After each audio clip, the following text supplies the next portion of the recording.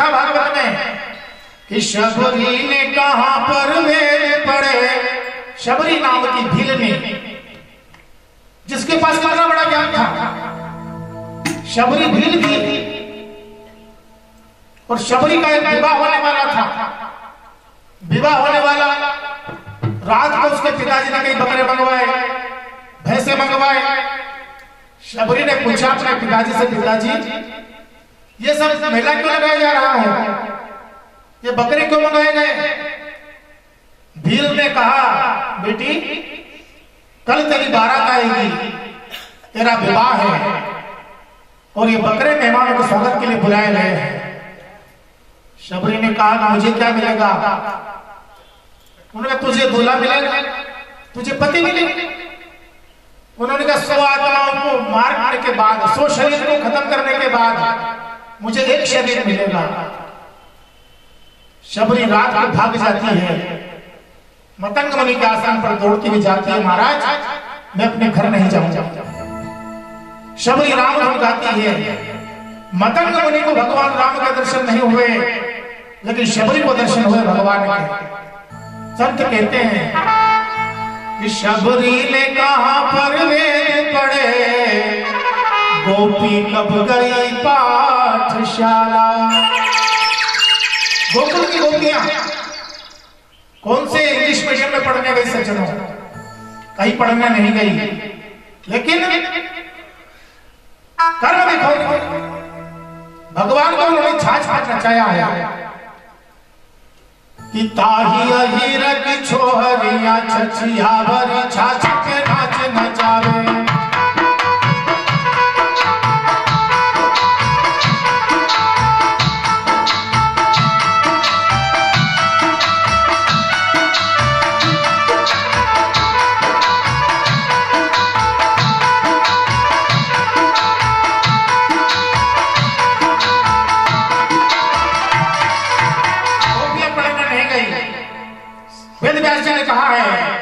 कि शबरी ने कहां पर वेद पढ़े, वो गोपी कब गई पाठशाला। ओ गजराज ने कहां पर मंत्र पढ़े, रे कुब जाने चंदन विस्तारा।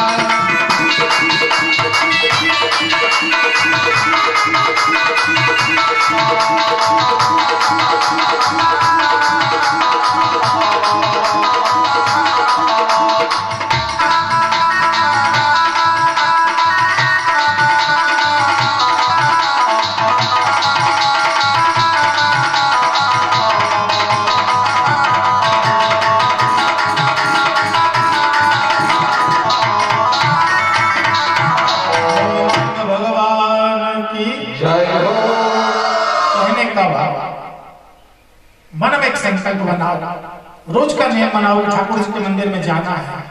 नियम बना लो कि सास ससुर को प्रणाम करना है। अगर हमने प्रणाम करना सीख लिया, शादी नहीं हुई तो माता पिता को प्रणाम करो, विवाह हो गया पति को प्रणाम करो, सास ससुर को प्रणाम करो, संत महात्मा को प्रणाम करो। और ये जो नियम है जीवन का, ये जीवन का नियम आनंद के द्वार खोल देगा। और जब समय आएगा, अंत समय में आएगा, तो गजेंद्र भगवान से कहता है भागवत महापुराण में, हे प्रभु मुझे बचा ले। तो बहुत सारे लोग कहते हैं ना कि फलाने बात साहब तो कल बढ़िया थे, 90 साल की उम्र थी, कल मंदिर में आए थे, सुबह उठे तो उन्होंने तुलसी चरणामृत लिया और प्राण त्याग दिए। तो ऐसा सबके साथ हो सकता है। यमराज के दूत को नहीं दिखाई देते जो भगवान के दरवाजे पर अपने सिर को टेकते हैं। और अंत समय में आए तो उस परमात्मा से कृपा करके कहो, हे प्रभु सच्चे मन से कि तू ही आजा जय रे गोपाल, माने तोले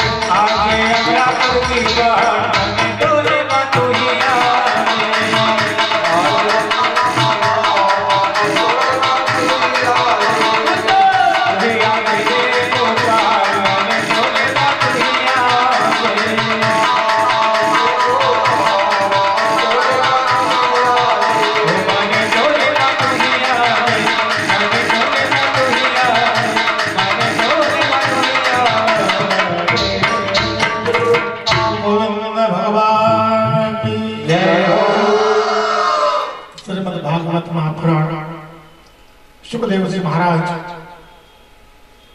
राजा परीक्षित को कथा सुनाते हैं। वेद व्यास जी महाराज की रचना की सनत कुमारों ने ज्ञान और वैराग्य की कथा सुनाई है। भक्ति के दोनों पुत्र युवावस्था को प्राप्त हो गए। आगे की जो महात्मा कथा है, ऋषियों ने पूछा महाराज कितना बड़ा पापी, कौन कौन ऐसे पापी हैं जो कथा को सुनने से मुक्त हो जाते हैं। वेदव्यास जी महाराज लिखते हैं कि गो हत्या का पाप, अगर अनजाने में गाय की हत्या किसी से हो गई हो और गो हत्या का पाप उसके सिर पर चढ़ा हुआ हो, अगर वो नियम से भागवत पुराण की कथा को सुनता है तो उसका पाप से व्यक्ति छूट जाता है। ब्रह्म हत्या अगर किसी जन्म में किसी संत या ब्राह्मण की हत्या अनजाने में हो गई हो, उस पाप से भी व्यक्ति मुक्ति को प्राप्त कर लेता है। और सुरापान, गलती से व्यक्ति ने सुरापान कर लिया है, वो भागवत कथा को समझता है तो उस पाप से उसकी मुक्ति हो जाती है। लेकिन कथा को नियम से श्रवण करें, वरना ज्ञान ये जो कथा आपने सुनी है, बड़े बड़े ज्ञानी भटक गए हैं। इसी कथा में महात्मा कथा आती है, सज्जनों, कि तुंगभद्रा तटे पूर्वम उत्तमम यत्र वर्णा स्वधर्मेण सत्य सत्कर्म तत्पराः। एक तुंगभद्रा नाम की नदी है, कर्नाटक में बहती है। वहां पर पश्चिमी पठार में एक जलाशय है। उस जलाशय के निकट एक बहुत विद्वान ब्राह्मण निवास करता था। नाम था उसका आत्मदेव। आत्मदेव नाम का ब्राह्मण बहुत पढ़ा लिखा विद्वान, 4 वेद का ज्ञाता, खूब धनवान, लेकिन उसके संतान नहीं थी। अब संतान नहीं थी, एक दिन का समय ब्राह्मण देवता मंदिर से बाहर निकले और एक माता की नजर उस पर पड़ गई, एक महिला की नजर पड़ गई। महिला ने कहा सुबह सुबह निपुते का मुंह देख लिया, जाने दिन भर कैसा निकलेगा। आत्मदेव नाम का ब्राह्मण विचार करता है कि भगवान ने मुझे सब कुछ दिया, धन दिया, ज्ञान दिया, नाम दिया, लेकिन संतान नहीं दी। अब संतान नहीं होने के कारण आत्मदेव नाम का ब्राह्मण आत्महत्या करने का लिए मन करता है। विचार करने लगा कि धिक जीवितम प्रजाहीनम धिग्रहं च प्रजा विना धिग्धरं च अनपत्यस्य धिक्कुलं संतति विना। आत्मदेव नाम का ब्राह्मण अपने मन में सोच रहा है, हे भगवान, पुत्र के बिना जीवन को धिक्कार है, इस घर को धिक्कार है, घर के बिना धन को धिक्कार है, और जिसके पुत्र नहीं होने पूरे कुल को धिक्कार है। आत्मदेव विचार करता है कि मैं क्या करूं। जंगल में चला गया, जंगल में जाकर मरने की सोचने लगा कि मैं मर जाऊं, इस जीवन से तो मरना अच्छा है।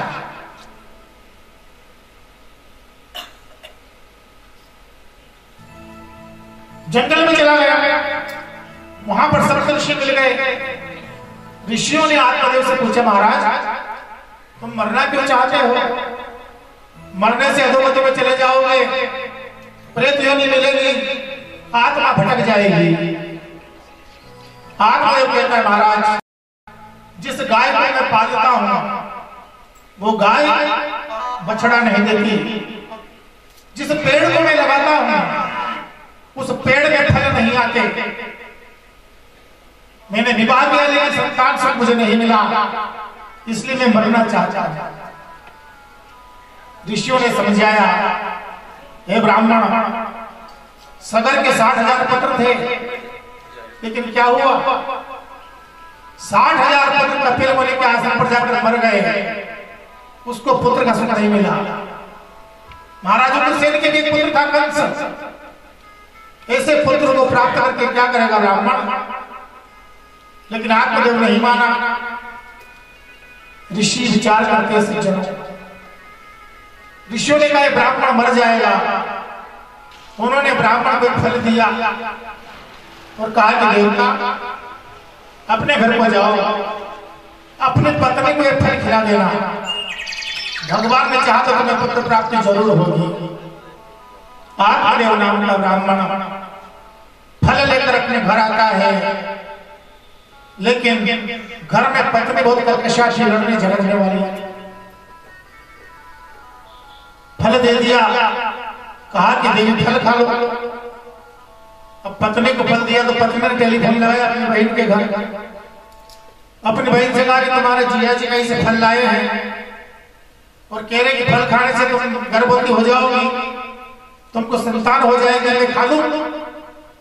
उसकी बहन ने कहा कि क्या करेगी फल खा करके, तेरी उम्र निकल गई, फल खाएगी गर्भवती हो जाएगी, अगर कहीं गांव में आग लग गई तो दौड़ नहीं पाएगी, जल के मर जाएगी, मत खाना।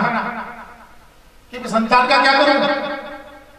कि फल गाय को खिला दे, अगर गाय गर्भवती हो गई तो मेरा पुत्र तुझे दे दूंगी और जिया जी को दिखा देना कि ये पुत्र मेरा ही है। वो मान गई, क्योंकि लिखा है सज्जनों, किस जगह व्यक्ति को नहीं रहना चाहिए। कुछ स्थान ऐसे हैं जहां जीते जी व्यक्ति को नरक भोगना पड़ता है। कि कुग्रामवास, बुरे गांव में बसना, जिस गांव में कोई न्याय नहीं हो, जहां कोई डॉक्टर नहीं हो, जहां कोई न्यायप्रिय राजा नहीं हो, जिस गांव में विद्वान ब्राह्मण नहीं हो, उस गांव में निवास नहीं करना चाहिए। कि कुग्रामवास कुलहीन सेवा,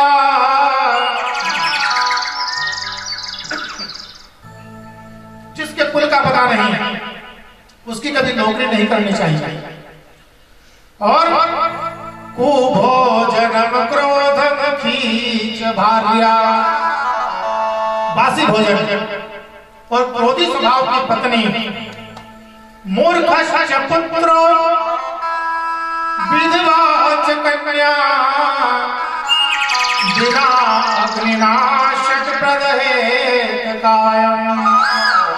मूर्ख पुत्र अगर किसी को है तो जीते जी व्यक्ति नरक भोगता है। आत्मदेव नाम का ब्राह्मण घर में आकर विचार करता है। उसने अपने गुरु जी से पूछा, गुरुदेव मुझे कुछ महात्माओं ने फल दिया, क्या मैं अपनी पत्नी को खिला दूं? गुरु ने कहा अवश्य, क्योंकि कोई भी काम अगर है तो अपने से बड़ों की राय जरूर लेना चाहिए। रामचरितमानस में देखिए आप, दशरथ जी महाराज को